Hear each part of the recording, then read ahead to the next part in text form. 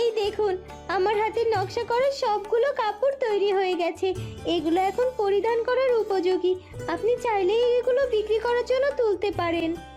বাহ চারুলতা, তুমি যে এত দ্রুত সময়ের মধ্যে এতগুলো কাপড় নকশা করে তুলবে তা আমি মোটেও ভাবতে পারিনি। ছোট থেকে এই কাজগুলো আমার খুব পছন্দের কাজ ছিল। আর ভালোবেসে মন দিয়ে যে কাজ করা যায় সে কাজ করতে আমারই সময় লাগে না রাজপুত্র। কি দেখলেন বৌদ্ধমশাই? কি মনে হচ্ছে গুরুতর কোনো সমস্যা হয়নি তো? আপনার স্ত্রী তো আচমকা চারুলতার এক চোখ জ্বালা পোড়া করে ওঠে। কি হলো যুবরানী, কোথাও ব্যথা পেলে নাকি? না না রাজপুত্র, ব্যথা পাইনি। কি রে মীরা, সেই তখন থেকে তো ফুচকা খেয়ে যাচ্ছিস আর খেয়ে যাচ্ছিস। 4 প্লেট ফুচকা খাওয়া শেষ, এখনো তো বলেও। সুতো সর্দার আসতে পারে। আরে আরে, হেমরাজ্যের রাজা মশাই আর মন্ত্রী মশাই যে আমার কাছে নিজেরা এসেছেন। আসুন আসুন, আপনাদের কি আর নিষেধ করতে পারি নাকি? আপনাদের এই সুতো সর্দারের কাছে স্বাগতম। ধন্যবাদ সুতো সর্দার। প্রয়োজন পড়লে আপনার এখানে স্বয়ং রাজামশাইকে তো আসতেই হবে বলুন, কারণ ব্যবসায়িক খাতিরে বিশাল বড় রাজ্যের রাজামশাইদের কখনো কখনো আপনাদের মতো মানুষের কাছেও আসতে হয়। আপনারা হলেন আমাদের খোরদের, আর খোরদের হলো লক্ষ্মী। ব্যবসায়িক খাতিরে এই খোরদের নামক লক্ষ্মীকে যত্ন আতিত করতেই হবে। কথাটা আপনি জব্বর খাসা বলেছেন। এবার বলুন হেমরাজ্যের রাজা মশাই, আপনাকে আমি কি করে সাহায্য করতে পারি? পুরনো কথা আর নতুন করে বলতে চায় না। আপনার কাছে আমার দরকার বলতে গেলে ওই একটাই, আমার রাজ্যের বিখ্যাত সেই রেশম সুতো কেনা বেচা। আমি সেই সুতো আপনার কাছে বিক্রি করতে চাই, আর আপনিও সেটা আমার থেকে কিনে নেন এত বছর। তবে আজ হঠাৎ কি হলো আপনার যে আপনি সেই সুতো ফিরিয়ে দিতে চাইছেন? কারণটা নিশ্চয় আপনার অজানা নয়। এই প্রথম আপনার রাজপুত্র নিজে এসেছিল বাণিজ্য করতে, আমার কাছে সুতো বিক্রি করতে এসেছিল। তবে সে আপনার চেয়ে চড়া দাম ধার্য করেছিল সেই সুতোর, আর সেটা দিয়ে আমার পক্ষে সুতো কেনা সম্ভব হয়নি। আর শুধু আমার নয়, এখানকার কেউই আপনার রাজপুত্রের কাছ থেকে সুতো অতিমাত্রা মূল্য দিয়ে কিনতে পারেনি। তাই জন্যই তো আপনার রাজপুত্রকে সুতো ভর্তি জাহাজ রাজ্যে ফিরিয়ে নিতে হয়েছিল। আমার রাজপুত্র ভুল করেছে, সেটা আমি মানছি, আর সেই জন্যই তো আমি নিজে আবারও এসেছি আপনাদের কাছে। তবে এবার তো আমি রাজপুত্রের মতো অতিমাত্রায় মূল্য ধার্য করছি না। আপনারা এখন কেন কিনতে চাইছেন না তবে আমার কাছ থেকে সুতো? ওদিকে চারুলতার রাজপুত্র মেলার মাঠ পরিদর্শন করতে থাকে। তারপর যখন তাদের ফিরে যাবার সময় হয় তখন তারা গিয়ে রাজরথে ওঠে। ঠিক তখনই আচমকা চারুলতার এক চোখ জ্বালা পোড়া করে ওঠে। কি হলো যুবরানী, কোথাও ব্যথা পেলে নাকি?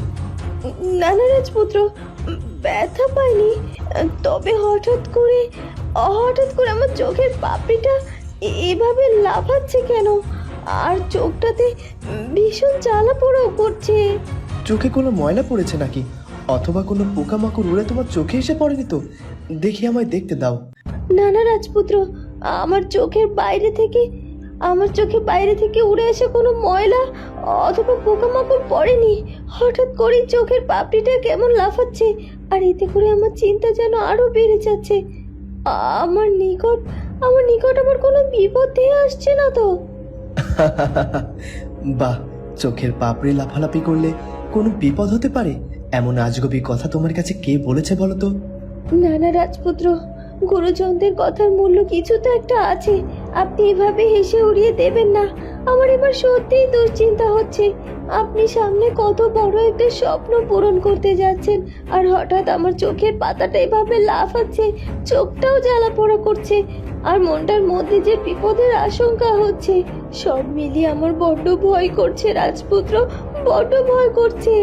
তুমি অযথাই দুশ্চিন্তা করছো চারু, এরকম কিছুই হবে না, সবই তো ভালোই চলছে। তাহলে কেন দুশ্চিন্তা করছো তুমি? ভালো হলেই ভালো, তবে আপনি খুব সাবধানে থাকবেন রাজপুত্র। আমার খুব ভয় যে আপনাকে নিয়ে। তার চেয়েও বেশি ভয় তো আমার তোমাকে নিয়ে চারুলতা। কেন জানি সবাই তোমাকে আমার কাছ থেকে বারবার দূরে সরিয়ে নেয়। ওই রাজেশ বাবু তো তোমাকে আমার কাছ থেকে কভার করে কেড়ে নেওয়ার চেষ্টা করেছে। চেষ্টা করেও ব্যর্থ হয়েছে। আপনার কাছে হার মানতে হয়েছে রাজেশ বাবুকে। রাজেশ বাবু যতবার আমার ক্ষতি করার চেষ্টা করবে ততবার আপনি আমাকে উদ্ধার করবেন। কিন্তু আপনার বিপদেও কি আমি আপনার পাশে এভাবে থাকতে পারবো রাজপুত্র? তাহলে তো একবার পরীক্ষা করতে হবে চারুলতা। তাহলে এবার যদি কখনো আমাদের বিপদ হয় তখন প্রমাণ হয়ে যাবে তুমি আমায় কোনো বিপদ থেকে রক্ষা করতে পারো কিনা। রাজপুত্র, কেন এসব বাজে কথা বলছেন? এবার কিন্তু সত্যি সত্যি আমার ভীষণ রাগ হচ্ছে। আচ্ছা বেশ আমার মহারানী, আর তোমার রাগ করতে হবে না।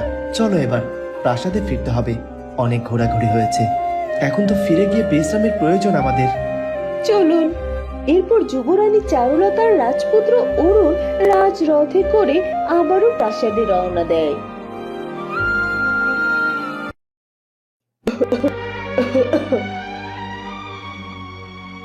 এই নাও মধুবালা, জল খাও। রাজকন্যা মধুবালা, তোমার শরীরটা তো ভীষণ খারাপ, দিনের পর দিন খারাপ হচ্ছে। এখন আমার একটা বৈদ্য কবিরাজ ডেকে নিয়ে আসা উচিত। হ্যাঁ কানাই, তুমি ঠিকই বলেছ। তুমি যাও, একজন বৈদ্য অথবা কবিরাজকে ডেকে আনো। আমি যে আর এই যন্ত্রণা সহ্য করতে পারছি না। ঠিক আছে মধুবালা, তুমি তাহলে এখানেই থাকো। আমি এক্ষুনি একজন কবিরাজ অথবা বৈদ্যের খোঁজ করে নিয়ে আসছি। এরপর রাখাল বালক কানাই বাড়ি থেকে বেরিয়ে যায় একজন বৈদ্য অথবা কবিরাজের খোঁজে। রাজকন্যা মধুবালার রাখাল বালক তাদের ছোট্ট একটি কুঁড়ে ঘরে সংসার পাতে। তাতে দুজনের সুখ শান্তি থাকলেও সেই সুখ বেশি দিন টিকলো না। রাজকন্যা মধুবালা অন্তঃসত্ত্বা হওয়ার পর থেকে ভীষণ অসুস্থতায় দিন কাটাতে থাকে। দাদা, বৌদি, তোমাদের কি আমার কথা একবারের জন্য মনে পড়ে না? আমি তো তোমাদেরকে ভীষণ মনে করি। এতদিনে বৌদির ওইদিকে নিশ্চয় ফুটফুটে সন্তান হয়েছে। আমিও অন্তঃসত্ত্বা, আমিও খুব জলদি মা হতে চলেছি। তবে আমার জীবনের এই সুখের খবরটা আমি যে তোমাদের দিতে পারছি না বৌদি। তবে আমার বিশ্বাস, আমার সন্তান হলে আমি সেই সন্তানকে তোমাদের কাছে নিয়ে যাব। তোমরা আমাকে কিছুতেই ফিরিয়ে দিতে পারবে না। আমাকে আর আমার স্বামী কানাইকে তোমরা মেনে নিতে বাধ্য হবে, আর আমি সেই দিনের অপেক্ষায় আছি। কিরে মীরা, সেই তখন থেকে তো ফুচকা খেয়ে যাচ্ছিস আর খেয়ে যাচ্ছিস। 4 প্লেট ফুচকা খাওয়া শেষ, এখনো তো বলে উঠতে পারলি না যে কেমন হয়েছে আমার হাতের ফুচকা। হয়েছে হয়েছে, ওই আর কি, কোন রকম খাওয়া যাচ্ছে, তেমন খুব একটা ভালো হয়নি। তাই নাকি? সেজন্যই তো একেবারে 4 প্লেট খেয়ে ফেললি। মুখে না রুচলে এত খেলি কি করে রে মীরা? তোকে আর কি বলবো ময়না, তোর হাতের ফুচকা এতই স্বাদ হয়েছে যে আমি তো কথা বলার সুযোগই পাচ্ছি না। ইচ্ছে করছে একটা ফুচকা মুখের ভেতর থেকে শেষ হওয়ার আগে আরেকটা পুড়ে দিই। সেদিন মেলার মাঠে খাওয়া ফুচকাটির চেয়েও হাজার গুণ মজা হয়েছে তোর ফুচকা। তবে কথা তোর কাছে স্বীকার করা যাবে না, তাহলে তো তোর দাম বেড়ে যাবে।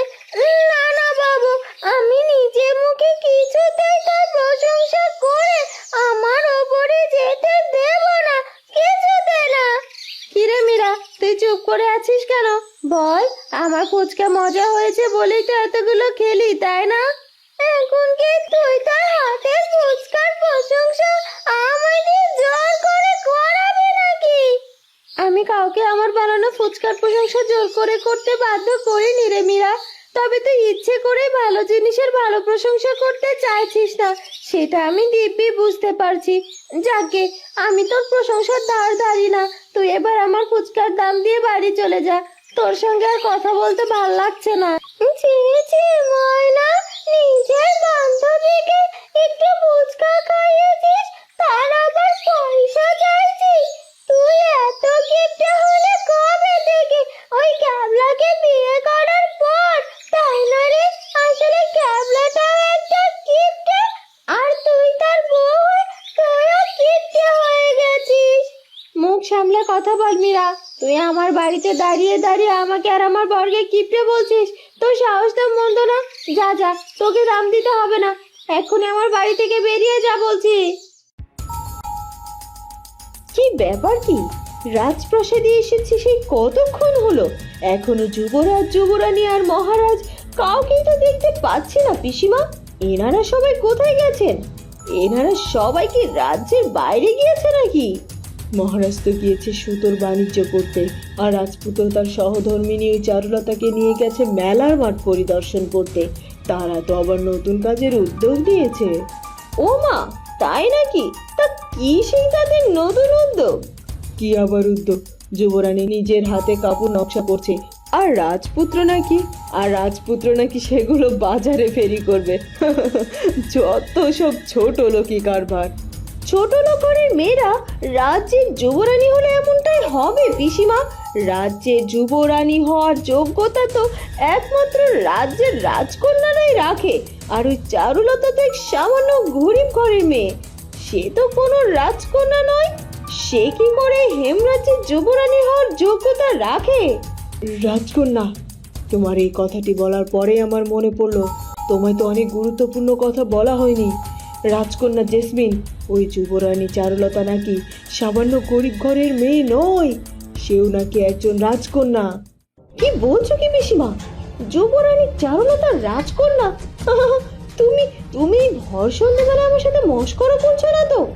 আমাকে তামার পাতায় লিখে দিলেও তো আমি এই কথা বিশ্বাস করি না যে ওই চারুলতা কোনো রাজ্যের রাজকন্যা হতেই পারে। আমারও প্রথমে এটা বিশ্বাস হয়নি, তবে তন্ত্রমাতার কথা আমি এইভাবে ফেলেও দিতে পারি না। তাই তো আমার যথাযথ প্রমাণ চাই, আর সেই প্রমাণ খুঁজে বের করতেই তো আমি বারবার ব্যর্থ হচ্ছি। সেই প্রমাণ খুঁজে বের করতে আমার তোমার সাহায্য চাই রাজকন্যা জেসমিন। আপনারা কি বিষয়ে কথা বলছেন রানীমা, আর কৃষির প্রমাণের কথা বলছেন?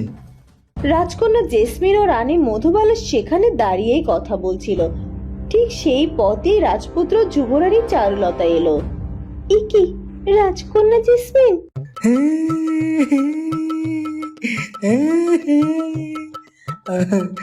আজ 3 দিন হয়ে গেল বউটা আমার রাগ করে বাপের বাড়িতে গিয়ে বসে আছে।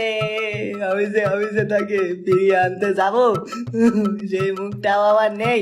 ফিরিয়ে আনতে গেলেই তো বলবে কাজ করে পয়সা কামাও, নয়তো বউয়ের আশা বাদ দাও। কিন্তু আমি তো 2-3 দিনে একটা কাজে জোগাড় করতে পারলাম না। এখন আমার কি হবে? তাহলে কি এ জীবনে বউ ছাড়াই কাটাতে হবে? একই ভাবলা, কি দশা তোর? বিয়ের আগেও যেমন পথে ঘাটে যেখানে সেখানে বসে কাঁদতি, এখনো তো তাই দেখছি। তোর তো জীবনের কোনো পরিবর্তন হলো না ক্যাবলা। বিয়ে করে তাহলে কি হলো বল? তুই আর কি বুঝবি আমার মনের দুঃখের কথা? তুই তো লক্ষ্মী মন্দ একটা বউ পেয়েছিস, দিব্যি তোকে নিয়ে সুখে সংসার করছে। আমার ভালো মন্দ দেখার সময় কি আর তোর আছে? আগে তো রোজ বন্ধুর সাথে দেখা করতিস, এখন মনের খবর জানতে চাইছিস? এখন তো সেই সময়ও নেই তোর। কেন রে বন্ধু, তোর এত দুঃখ কিসের? বল তাহলে, খুলে বল দেখি, শুনি আজ একটু তোর দুঃখের কথা। ভ্যাবলা এসব কথা বলে কাঁদতে কাঁদতে বট গাছের নিচে বসে।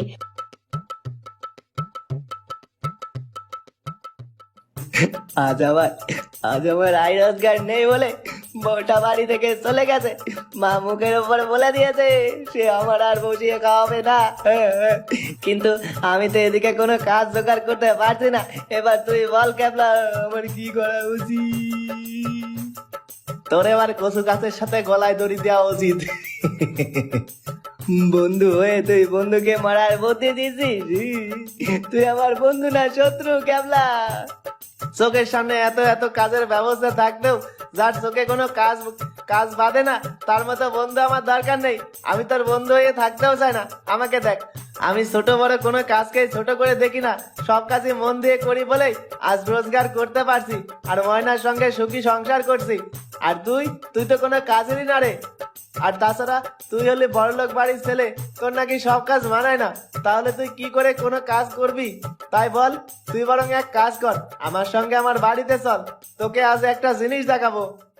আসুন বুদ্ধমশাই, এই যে আমার স্ত্রী, শীঘ্রই ওকে দেখে শুনে এমন একটা ঔষধ দিয়ে দিন না যেন ও খুব দ্রুত সুস্থ হয়ে যায়। আচ্ছা, তুমি শান্ত হও বাবা। আমি ভালো করে দেখে দেখছি তোমার স্ত্রীকে। দেখি তোমার হাতটা দাও দেখি। কি দেখলেন বলতো মশাই? কি মনে হচ্ছে? গুরুতর কোনো সমস্যা হয়নি তো? আপনার স্ত্রী তো অন্তঃসত্ত্বা। এই সময় আসলে মন ভালো রাখাটা খুব দরকার। আপনার স্ত্রী নিশ্চয় কোনো একটা বিষয় নিয়ে খুবই চিন্তিত। তাকে সেই চিন্তা থেকে মুক্ত করতে হবে আর তার মন ভালো করার ব্যবস্থা করতে হবে। তবে আপনার স্ত্রী সুস্থ হয়ে উঠবে। এ সময় শারীরিক দিকের সাথে সাথে মানসিক দিকটাও খেয়াল রাখতে হবে। আগে বুদ্ধ মশাই, আমি চেষ্টা করব সবটা করার। আসলে আমার স্ত্রী খাওয়া পড়ার কোনো কিছুতেই আমি কমতি রাখিনি। তবে তাকে তার পরিবার থেকে অনেকগুলো দিন দূরে থাকতে হয়েছে আমায় বিয়ে করার ফলে। সে তার পরিবারের থেকে দূরে থাকার ফলে হয়তো শারীরিক অবস্থায় এমন অবনতি হয়েছে। তাহলে যত দ্রুত সম্ভব আপনার স্ত্রীকে তার পরিবারের সঙ্গে দেখা করান। তাহলে সমস্যাটা অনেকটা মিটে যাবে। আমি আসি তাহলে। এ কথা বলে বৌদ্ধমশাই চলে যায়। কানাই তার অন্তঃসত্ত্বা স্ত্রী মধুবালাকে নিয়ে ভীষণ চিন্তিত হয়ে যায়। এত দুশ্চিন্তায় ভেঙে পড়ো না কানাই, আমি ঠিকই আছি। আর তাছাড়া আমাদের সন্তান হয়ে গেলে আমরা তো তাকে নিয়ে দাদা বৌদির কাছেই যাব। আর এমনটাই তো কথা ছিল। না না মধুবালা, আমি তোমাকে আর অপেক্ষা করাবো না, কষ্টের মধ্যেও রাখবো না। তোমার সন্তান হওয়ার পর তুমি মধুপুর রাজ্যে যাবে না, বরং সন্তান হওয়ার আগেই আর কিছুদিনের মধ্যেই আমি তোমাকে মধুপুর রাজ্যে নিয়ে যাব। তোমার সন্তানের মুখ থেকে যদি রাজামশাই আর মহারানী তোমায় মেনে নিতে পারে, তবে এই অন্তঃসত্ত্বা অবস্থায় কেন তোমায় তারা মেনে নেবেন না? তুমি একটিবার তাদের সামনে গিয়ে দাঁড়াও, তারা অবশ্যই তোমাকে মেনে নেবে। বন্ধুরা, কি হতে চলেছে এরপর সেটা জানবো আমরা চারুলতা গল্পের পরবর্তী পর্বে। আর আমাদের আজকের পর্বটি ভালো লাগলে অবশ্যই আমাদের চ্যানেলটিকে সাবস্ক্রাইব করে দিও। দেখা হবে নতুন পর্বে। ধন্যবাদ।